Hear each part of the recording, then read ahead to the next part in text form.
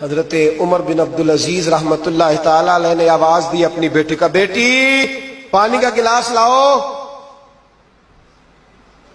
تو کہا ابا جی آئی. بادشاہ تھے وقت کے عمر بن عبدالعزیز. پھر آواز دی بیٹے پانی لاؤ. ابا جی آئی.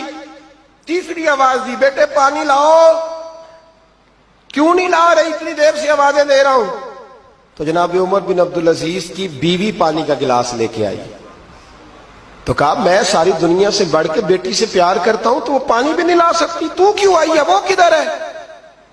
تو آپ کی زوجہ رو پڑی، بادشاہ کی زوجہ. کہنے لگی نہ پوچھیں، آپ کو تکلیف ہوگی، نہ پوچھیں. فرمایا کیوں، کیا ہوا؟ کہنے لگی آپ پانی پیئے. کہا بیٹی نافرمان ہو گئی ہے، حالانکہ میں نے سینے پہ رکھ کے اسے پالا ہے. تو زوجہ کہنے لگی اصل میں نا بیٹی کے پاس کرتا ایک ہی ہے تو بیچاری کا پھٹ گیا ہے، آپ نیا تو لے کے دیتے نہیں.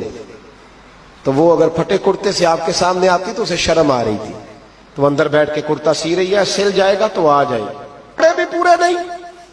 جناب عمر بن عبدالعزیز اٹھے اور مصلی بچھایا، سر سجدے میں رکھا. تو کہنے لگے یا اللہ تیرا شکر ہے میرے پاس دولت نہیں تو میرے بچے فتنے میں بھی مبتلا نہیں ہوں.